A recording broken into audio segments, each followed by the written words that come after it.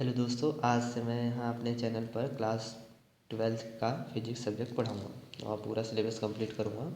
अगर आपको कोई भी कन्फ्यूजन है या डाउट होता है तो आप मुझसे व्हाट्सएप पर कांटेक्ट कर सकते हैं। वहाँ पर मैं आपके सारे कन्फ्यूजन क्लियर करूँगा। मेरा व्हाट्सएप नंबर नीचे डिस्क्रिप्शन में दिया है, आप वहाँ से नोट कर लीजिए। चलिए फिर हम शुरू करते हैं। हमारी जो पहली यूनिट है उसका नाम है कूलॉम का नियम तथा विद्युत क्षेत्र। तो कूलॉम का नियम पढ़ने से पहले हमें कुछ बेसिक चीज़ें पढ़नी होगी, जैसे कि विद्युत आवेश क्या होता है और धन तथा ऋण आवेश क्या होते हैं। तो हम सबसे पहले जानते हैं कि विद्युत आवेश किसे कहते हैं। तो आज से लगभग 2500 वर्ष पहले वैज्ञानिक थेल्स ने एक प्रयोग किया। उन्होंने कांच की छड़ को रेशम से रगड़ा तो उन्होंने देखा कि कांच की छड़ में छोटे छोटे कण और छोटे कागज के टुकड़े चिपकना प्रारंभ कर देते हैं। उन्होंने पाया कि घर्षण प्रक्रिया के बाद पदार्थ सामान्य की तुलना में कुछ अलग व्यवहार कर रहा है। पदार्थ के इस गुण को उन्होंने विद्युत आवेश नाम दिया। तो हम यह देखते हैं कि क्या हो रहा है। जैसा कि मैं एक इमेज खोलता हूँ। जैसे कि आपने कि पहली इमेज देख रहे हैं, यहाँ हमारा रेशम का एक कपड़ा है और ऊपर एक ग्लास रॉड है। अब हम उसको इस पर रगड़ना स्टार्ट करते हैं तो क्या होता है, आगे की प्रोसेस में देखते हैं।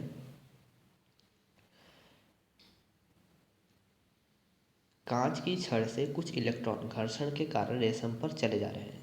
आप देख रहे हैं कांच की छड़ से क्या होता है, कुछ इलेक्ट्रॉन घर्षण के कारण क्या होता है, रेशम की छड़ रेशम पर चले जाते हैं। तो क्या होता है, अब जैसे किसी भी पदार्थ से इलेक्ट्रॉन किसी पर जा रहे हैं तो क्या हो रहा है, बेसिकली हमारा जो ग्लास रॉड है वो धनावेशित हो जाएगा, क्योंकि उसने इलेक्ट्रॉन किसी को दे दिए। अगर वो इलेक्ट्रॉन किसी से लेता तो ऋणावेशित हो जाता, जैसा कि आप लोग केमिस्ट्री में पढ़ते ही हैं। तो अब यह छड़ क्या होता है, ये धनावेशित हो जाती है धीरे धीरे। जब हम इसे पूरा रगड़ते हैं तो आप जैसे कि देख रहे हैं पूरी जो छड़ है वो धनावेशित हो जा रही है।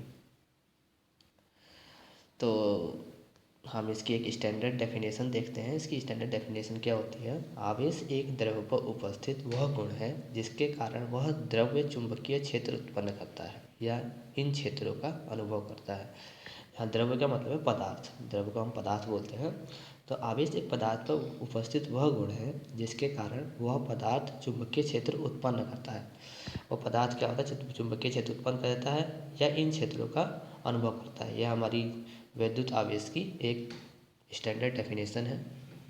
अगर एग्ज़ाम में आए तो आप इसे लिख सकते हैं। 1 नंबर का जैसे आता है तो 1 नंबर में आप इसे लिख सकते हैं। तो हम आगे का टॉपिक देखते हैं, आवेश के गुण। आवेश के गुण क्या होते हैं।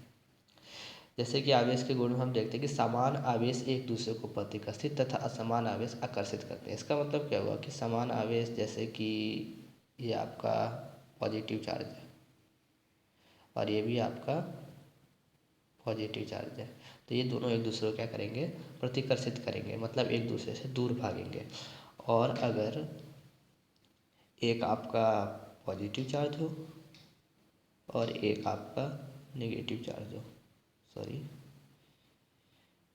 एक पॉजिटिव चार्ज हो और एक नेगेटिव चार्ज हो, तो ये दोनों एक दूसरे को क्या करेंगे, आकर्षित करेंगे, मतलब एक दूसरे के आसपास खींचे आएंगे। तो ये एक आवेश का एक गुण है। दूसरा पॉइंट क्या है कि आवेश एक अदिश राशि है। आपने क्लास 11th में पढ़ा होगा कि अदिश और सदिश राशि क्या होती है। तो सदिश राशि उसे कहते हैं जिसका परिमाण और दिशा दोनों निश्चित होते हैं, और अदिश राशि उसे कहते हैं जिसका परिमाण तो निश्चित होता है परंतु दिशा निश्चित नहीं होती है। तो आवेश क्या है, एक सदिश राशि होती है। तीसरा पॉइंट क्या है, आवेश सदैव द्रव्यमान से संबंध रखता है। आवेश जो होता है हमेशा द्रव्यमान से संबंध रखता है। आवेशित किए जाने पर वस्तु का द्रव्यमान परिवर्तित हो जाता है। अब क्या होता है कि अगर मैं किसी भी, जैसे कांच की छड़ है, कांच की छड़ क्या हो रही है, अगर धनावेशित हो रही है तो उसमें से क्या हुआ कि कुछ इलेक्ट्रॉन्स निकल कर रेशम पर चले गए, तो मतलब उसके द्रव्यमान में क्या हो रहा है, परिवर्तन हो रहा है। यदि वस्तु से इलेक्ट्रॉन हटा दिए जाए तो वस्तु धनावेशित हो जाती है, जैसे कि कांच की छड़ में हुआ, उसमें से क्या हुआ, इलेक्ट्रॉन हट गए तो वो धनावेशित हो गई और इसका द्रव्यमान कम हो जाएगा। तथा वस्तु में इलेक्ट्रॉन डाल दिए जाएँ तो वस्तु का द्रव्यमान बढ़ जाएगा। अगर हम किसी वस्तु में इलेक्ट्रॉन डाल देते तो क्या हो जाएगा, ऋणावेशित हो जाएगा। और वस्तु क्या हो जाएगी, ऋणावेशित हो जाएगी। अब जैसे कि आप जानते हैं इलेक्ट्रॉन का जो द्रव्यमान होता है कितना होता है, 9.1 इंटू 10⁻⁻31। ये क्या है, 9.1 इंटू 10⁻31 होता है हमारा। यहाँ ठीक से लिखा नहीं है तो 10⁻31 है। तो ये द्रव्यमान होने के कारण उसके आवेश में बहुत सूक्ष्म एक परिवर्तन हो जाता है, बहुत नगण्य परिवर्तन होता है, क्योंकि बहुत कम द्रव्यमान है ये, 10⁻31 किलोग्राम बहुत कम हुआ। तो आवेश की इकाई के बारे में हम बात करते हैं। आवेश की इकाई क्या होती है, आवेश को हम बेसिकली कूलॉम में नापते हैं, इसका SI मात्रक होता है और एक कूलॉम में 1 एम्पीयर पर सेकेंड होते हैं। और आपने जैसे कि 3 पद्धति होती है, एक SI मात्रक हो गया, और आपने 11th में पढ़ी होगी CGS पद्धति भी होती है। तो CGS पद्धति में इसका जो मात्रक होता है स्टेट कूलॉम या फ्रैंकलाइन होता है, ठीक है। और एक कूलॉम में 3 इंटू 10⁹ स्टेट कूलॉम होते हैं। अगर कभी भी पूछता है कि एक कूलॉम में CGS पद्धति में कितने स्टेट कूलॉम होते हैं, तो 3 इंटू 10⁹ है। 10 कितना है, 3 इंटू 10⁹ ये हाँ नोट्स है तो इसमें पावर में नहीं जाता है, तो ये 3 इंटू 10⁹ है आपका, ठीक है। और जो आवेश की इकाई होती है बेसिकली ESU और EMU में लिखते हैं हम। जैसे एक कूलॉम आवेश पे 3 इंटू 10⁹ ESU होते हैं। तो ESU का मतलब होता है स्थिर वैद्युत इकाई, और EMU का मतलब होता है विद्युत चुम्बकीय इकाई। तो EMU का प्रयोग हम जब चुंबकीय क्षेत्र पढ़ेंगे तो उसमें हम प्रयोग करेंगे। अभी हम वैद्युत क्षेत्र के बारे में पढ़ रहे थे, यहाँ ESU का उपयोग कर रहे हैं। और हम जानते हैं कि जैसे कि मैंने बताया कि अगर धन आवेश होगा दोनों तरफ तो एक दूसरे को प्रतिकर्षित करेगा, और ऋण आवेश होगा और धन आवेश होगा तो एक दूसरे को आकर्षित करेगा। तो आवेश बेसिकली 2 ही प्रकार के होते हैं, पहला हो गया धन आवेश और दूसरा हो गया आपका ऋण आवेश। तो धन आवेश क्या होता है कि किसी पदार्थ पर इलेक्ट्रॉन की कमी के कारण उत्पन्न आवेश को धन आवेश कहते हैं। किसी भी पदार्थ में अगर इलेक्ट्रॉन की कमी हो रही है तो उस पर जो उसने क्या किया, अगर इलेक्ट्रॉन की कमी हो रही है तो उसने इलेक्ट्रॉन किसी को दे दिया, अगर वो इलेक्ट्रॉन किसी को दे रहा है तो वो क्या हो रहा है, धन आवेश हो जा रहा है उसके ऊपर। इलेक्ट्रॉन की कमी जब हो जाएगी तो उसका धन आवेश हो जाएगा। और अगर किसी पदार्थ पर इलेक्ट्रॉन की अधिकता होती है तो मतलब उसने किसी से क्या किया, इलेक्ट्रॉन लिए हैं, मतलब वो ऋणी हो जाता है किसी का, तो इसलिए उसके ऊपर ऋण आवेश आ जाता है। तो धन आवेश क्या है, किसी पदार्थ पर इलेक्ट्रॉन की कमी के कारण उत्पन्न आवेश को धन आवेश कहते हैं। उदाहरण देखिए, यदि एक कांच की छड़ को रेशम के कपड़े पर रगड़ा जाता है, जैसे कि हम पहले कर रहे थे कि एक कांच की छड़ को रेशम के कपड़े पर रगड़ रहे थे, तो क्या हो रहा था, कांच की छड़ पर इलेक्ट्रॉन की कमी हो जा रही थी। कांच की मैंने आपको फिगर में दिखाया था कि कांच की छड़ पर क्या हो रहा था, इलेक्ट्रॉन की कमी हो जा रही थी, तो उसके ऊपर क्या होता था, पॉजिटिव चार्ज आ जा रहा था, मतलब धनावेश आ जाता है, जिस कारण कांच की छड़ धनावेशित हो जाती है।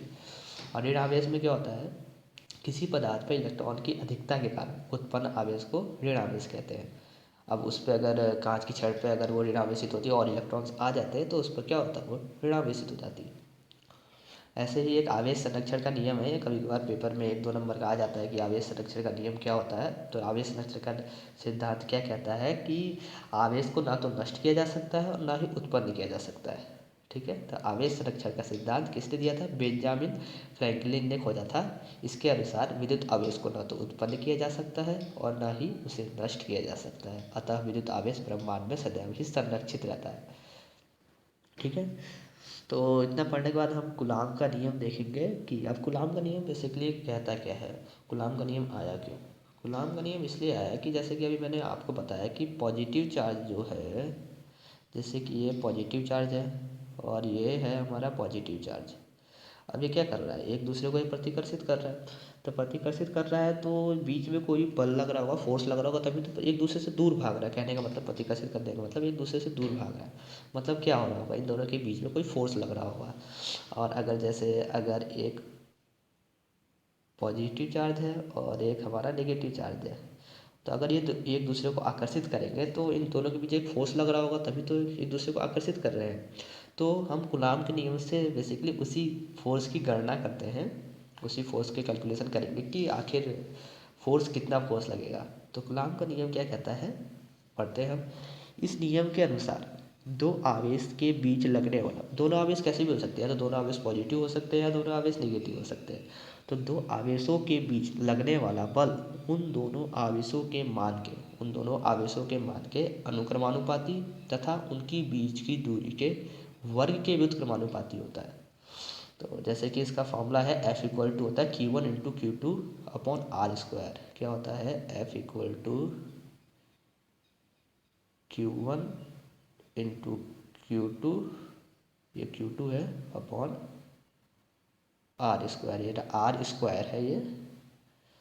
तो Q1 into Q2 upon R square होता है। तो ये कैसे आता है फॉर्मूला, मैं अभी आपको पूरा बताऊंगा। एक हम डेरिवेशन करेंगे, पूरी इसकी छोटी सी डेरिवेशन है। इससे पहले ये जान लेते हैं कि कूलाम का नियम दिया किसने था। तो ये नियम पहली बार 1784 में फ्रांसीसी भौतिक विज्ञानी चार्ल्स ऑगस्टिन डी कूलम, तभी इसका नाम कूलाम का नियम बोला गया है क्योंकि इनके नाम में कूलम था, द्वारा प्रकाशित किया गया था। यह नियम विद्युत चुंबकत्व के सिद्धांत के विकास के लिए आवश्यक था। अब जैसे हम बहुत आगे एक गॉस प्रमेय पढ़ते हैं, वो विद्युत चुंबकीय में आती है, तो गॉस प्रमेय में भी कूलाम के नियम का इस्तेमाल होता है। तो हम वहाँ पे वो देखेंगे कि कैसे हम गॉस के नियम में कूलाम के नियम का यूज़ करते हैं। उससे पहले हम डेरिवेशन देख लेते हैं कि डेरिवेशन क्या कहती है, कैसे हम ये F equal to Q1 Q2 upon R square कैसे आया है। तो इसको देखते हैं। तो उससे सबसे पहले हम मानेंगे कि माना दो आवेश Q1 तथा Q2, कोई भी दो आवेश हैं हमारे पास। एक हो गया मेरे पास Q1, एक कोई मान लीजिए पॉजिटिव हो सकता है, नेगेटिव हो सकता है, कोई भी चार्ज हो सकता है। या तो पॉजिटिव हो गया Q1 और दूसरा हो गया मेरे पास Q2। ये हो गया क्या? Q1 हो गया, और ये हमारे पास क्या हो गया? Q2 हो गया। अब इनके बीच कोई सी भी दूरी होगी, उनके मध्य लगने वाला आकर्षण या प्रतिकर्षण बल। अब ये आकर्षण या प्रतिकर्षण बल क्यों बोल रहा है? क्योंकि या तो ये दोनों आवेश पॉजिटिव हो सकते हैं, तो पॉजिटिव पॉजिटिव हो गया तो इनके बीच प्रतिकर्षण बल लगेगा। और अगर ये पॉजिटिव ना होकर के ये निगेटिव हो तो इनके बीच आकर्षण बल लगेगा। ठीक है, तो क्या कह रहा है कि प्रतिकर्षण बल, लगने वाला प्रतिकर्षण बल दोनों आवेशों के परिमाणों के गुणनफल के समानुपाती होता है। दोनों आवेश के परिमाण मतलब Q1 का जितना परिमाण है, Q1 इक्वल टू बाई मतलब कितना भी दे रखा होगा आपको कूलाम में।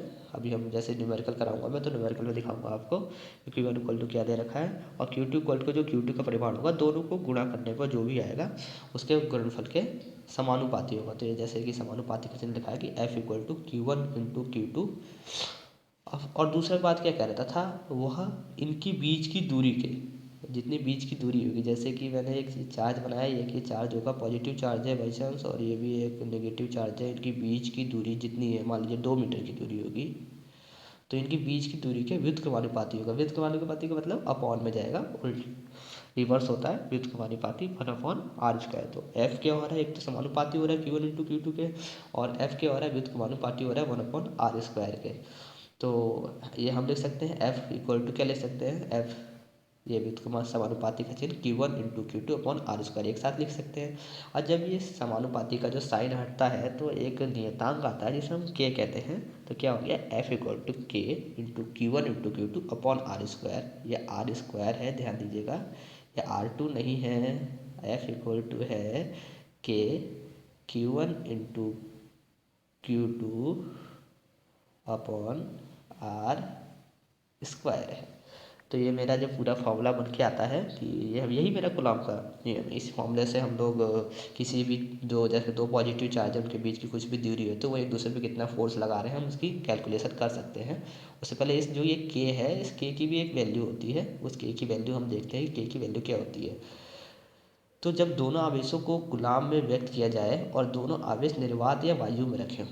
अब जैसे अगर ये दोनों आवेश कहाँ रखो, या तो निर्वात हो, निर्वात आप जानते हैं जहाँ वायु नहीं होती वहाँ निर्वात होता है, या वायु में रखे हों, तो वह बल को न्यूटन में लें, दूरी को मीटर में व्यक्त किया जाए, तो K इक्वल टू क्या होता है, 1/4πε0 होता है। वह K इक्वल टू क्या हो गया, K इक्वल टू आपका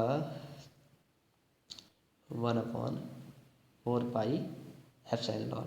इसकी पूरी वैल्यू भी होती है, इसकी पूरी वैल्यू क्या होती है, 9 इंटू 10⁹ 10⁹ है ये, 9 इंटू 10⁻, क्या होती है, 9 होती है। और इसकी जो यूनिट होती है न्यूटन इंटू मीटर स्क्वायर पर coulomb square. Newton into metre square प्रति कूलॉम स्क्वायर। बहुत एग्जाम्स में 1 नंबर की यूनिट लिखने को आ जाती है कि कि जो के होता है उसकी यूनिट क्या होती है कूलाम के नियम में, तो ये आपको यूनिट याद होनी चाहिए। और बाकी जो यहाँ एप्सिलॉन नॉट है इसकी भी अलग से यूनिट बहुत जगह लिखने को आती है, तो हम एप्सिलॉन नॉट के ऊपर भी बहुत बात करेंगे और उसकी यूनिट के बारे में भी देखेंगे। तो यहाँ एप्सिलॉन नॉट है क्या उसके बारे में बात करते हैं। एप्सिलॉन नॉट को हम बेसिकली निर्वात की विद्युतशीलता कहते हैं। याद रखिएगा क्या कहते हैं, निर्वात की विद्युतशीलता। बहुत से एग्जाम में पूछा जाता है कि एप्सिलॉन नॉट को हम क्या कहते हैं, तो बहुत बच्चों को मालूम नहीं होता है, इसलिए इसको याद रखिएगा कि एप्सिलॉन नॉट को हम निर्वात की विद्युतशीलता कहते हैं। ठीक है, जब निर्वात अथवा वायु में आवेशों के मध्य लगने वाला बल एफ नॉट से व्यक्त करें। अब थोड़ी सी और आगे डाइवर्शन है, अगर हम एप्सिलॉन नॉट है और हम निर्वात और वायु में रखिए, तो अगर हम इसे हम क्या कर रहे हैं कि एफ नॉट से व्यक्त कर रहे हैं, तो कूलाम के नियम अनुसार क्या हो जाएगा, F not equal to 1/4 pi epsilon not Q1 into Q2 upon R square. क्या है मेरा, आर स्क्वायर। न्यूटन है, इसका तो जैसे फोर्स है तो इसकी जो पूरी यूनिट आएगी न्यूटन में आएगी। और यदि आवेश किसी अन्य माध्यम में रखा हो, अब ये तो निर्वात या वायु में रखा है, किसी अन्य माध्यम में रखा हो, कोई भी माध्यम हो सकता है अन्य माध्यम, तो हम उसको क्या लेंगे, एप्सिलॉन नॉट की जगह एप्सिलॉन लेंगे। तो यहाँ पर क्या होगा, एप्सिलॉन नॉट माध्यम की विद्युतशीलता है। अतः कूलाम के नियम के अनुसार दूसरा फॉर्मूला क्या बनेगा हमारा, F equal to 1/4 pi epsilon Q1 into Q2 upon R square. ये भी हमारे न्यूटन में है। अब देखिए आगे क्या होगा, प्रयोगों से यह देखा गया है कि दो बिंदु आवेशों के मध्य किसी निश्चित दूरी के लिए कार्य करने वाला बल निर्वात में सबसे अधिक होता है। अब ये बात आप ध्यान रखिएगा कि अगर हम निर्वात की बात करते हैं तो प्रयोगों में यह देखा गया है कि किसी अगर जैसे दो पोजिशन कोई भी बिंदु आवेश हैं, अगर हम इन्हें निर्वात में रख देते हैं तो इनके बीच जो कार्य करने वाला बल होगा वो सबसे अधिक होगा। तो F इक्वल टू अपने अभी देखिए दो फॉर्मूले बनाए, F not equal to 1/4 pi epsilon Q1 into Q2 upon R square, और F इक्वल टू क्या हो गया, 1/4 पाई एप्सिलॉन। एप्सिलॉन क्या था, किसी भी माध्यम की विद्युतशीलता थी, और एप्सिलॉन नॉट क्या थी, निर्वात और वायु की विद्युतशीलता थी। तो F इक्वल टू क्या हो गया, 1/4 pi epsilon Q1 into Q2 upon R square. तो अगर हम दोनों को कर दें, दोनों को भाग दे दें एक टाइप से कहते हैं, तो F इक्वल टू क्या आता है, एफ नॉट अपॉन एफ। मैंने क्या किया, एफ नॉट और एफ को क्या किया, भाग दे दिया। तो एफ इक्वल टू क्या हो जा रहा है, यहाँ पे मैंने बेसिकली क्या किया है, एफ नॉट की जो वैल्यू थी अपॉन एफ की वैल्यू। एफ नॉट की वैल्यू क्या थी, एफ नॉट की वैल्यू थी 1/4 pi epsilon not. F not की जो वैल्यू थी ये है, एफ नॉट की value 1/4 pi epsilon not Q1 into Q2 R square, और जो एफ की वैल्यू थी वो है 1/4 pi epsilon Q1 Q2 upon R square. दोनों को जब रख देंगे तो इक्वल टू क्या आ जाएगा, 1/4 पाई से 1/4 पाई कट जाएगा, Q1 Q2 से आर स्क्वायर सब कट जाएगा, और बचेगा क्या मेरे पास, बचेगा मेरे पास एफ इक्वल टू क्या बचेगा, 1/एप्सिलॉन नॉट बचेगा अपॉन 1/एप्सिलॉन बचेगा। तो क्या हो जाएगा ये, F इक्वल टू आ जाएगा आपका एप्सिलॉन अपॉन एप्सिलॉन नॉट। तो ये एक हमारा फार्मूला आ जाता है, जैसे यहाँ epsilon upon epsilon not equal to K लिखा है, तो वो बेसिकली F होता है, इसे हम कहते हैं माध्यम का परावैद्युतांक। और एप्सिलॉन की यहाँ से वैल्यू निकालेंगे तो एप्सिलॉन नॉट इंटू के हो जाता है। तो यहाँ क्या हुआ, यहाँ निर्वात की विद्युतशीलता क्या है, एप्सिलॉन नॉट है, और माध्यम की निरपेक्ष विद्युतशीलता एप्सिलॉन। अब यहाँ याद ध्यान दीजिएगा, एप्सिलॉन नॉट क्या है, निर्वात की विद्युतशीलता है, और एप्सिलॉन क्या है, माध्यम की निरपेक्ष विद्युतशीलता है। तो एप्सिलॉन नॉट और एप्सिलॉन के बीच बहुत अंतर है। तो पेपर में आप ये ध्यान रखिएगा कि एप्सिलॉन नॉट के बारे में पूछ रहा है या एप्सिलॉन के बारे में पूछ रहा है। अगर वो पूछता है कि एप्सिलॉन नॉट किसे कहते हैं, तो आप लिखेंगे यह निर्वात की विद्युतशीलता होती है, और अगर ये पूछता है कि एप्सिलॉन किसे कहते हैं, तो आप लिखेंगे माध्यम की निरपेक्ष विद्युतशीलता। निरपेक्ष विद्युतशीलता है, और ये क्या है, निर्वात की विद्युतशीलता है। ठीक है, अभी मैं अगली क्लास में एप्सिलॉन नॉट एप्सिलॉन में संबंध भी कराऊंगा आपको। ठीक है, थैंक यू।